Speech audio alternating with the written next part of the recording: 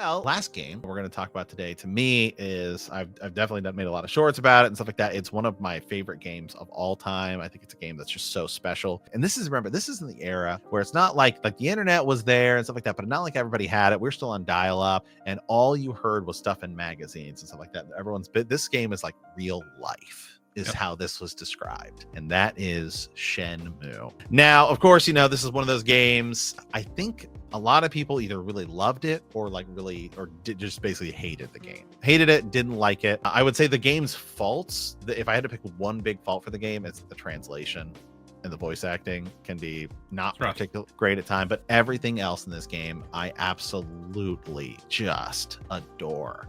It is like a kung fu karate adventure. Is the way. It's a movie. Yeah, huge cutscenes and everything. Ryo Hazuki, his dad, is killed by the mysterious Landee, and you have to figure out what is going on. You're presented with this cold open. This kid's running up. He gets into his house, and there's this guy from China, and he's got him and his dad get into a fight, and he kicks him, and he kills him, and he stole this mirror, and what is going on? And then you have to go explore it.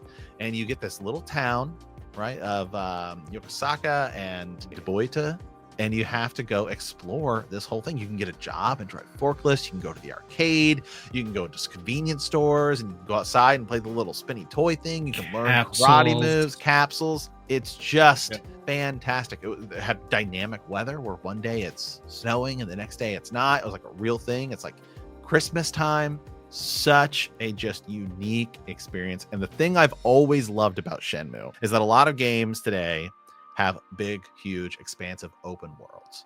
But a lot of those games, you can't really do a lot. Shenmue is a much smaller, it's a street. It feels lived in. It feels real. It feels like an actual community. It was the characters will be here from this time to this time, and then they go home because it's night. Right.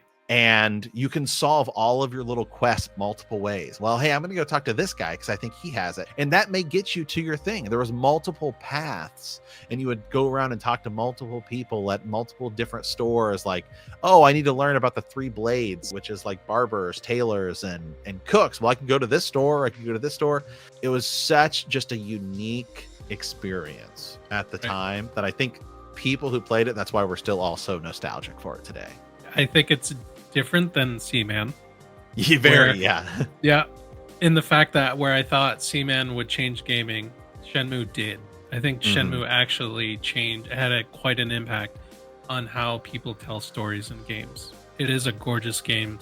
I almost find at times it's a therapeutic kind of game where you could just get lost in the town, like you mentioned, trying to collect all of the capsules of all the little figurines. Even reliving some Sega classics in the arcade was amazing. There's a lot of diversity in the game, just how much you can actually do in the game. It was way ahead of its time, and I think a lot of people kind of piggyback off of what they set out to do with that game. I replayed it over the holidays on PlayStation 5, and because I wanted to get the platinum trophy. I wanted to do everything, beat everything, did it. It's a pretty easy thing to do. And you have to get all the toy capsules, and then you have to get a job. It was also a game that, of course, it didn't live up to a lot of its promises, but it was one of those games that said, hey, if you your save file will transfer to the next game, which I think in Japan it did, because Shenmue 2 did come out in Japan on the Dreamcast. And then Microsoft stepped in once Sega kind of said, hey, we're out of the console race. And Shenmue 2 came out on the Xbox, which I did play. And then Shenmue 3, we all know, came out during the PS4. Big E3, not a particularly good game. They tried a Shenmue anime, and that actually was pretty good. Like, that was like during COVID, and I think it was just like money things. And so they said, we're not going to pick it back up. So we still don't know what's going to happen to the franchise. I think he should just write a novel.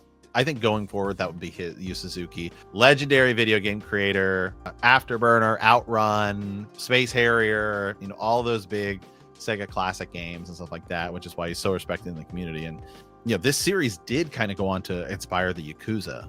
Like, this is like, if you're a fan of the Yakuza series, which is huge, by the way, they need to just give it to them. Sega just needs to give it to them and say remake it. Is what should happen. But I think Ryo Hazuki should just write a book.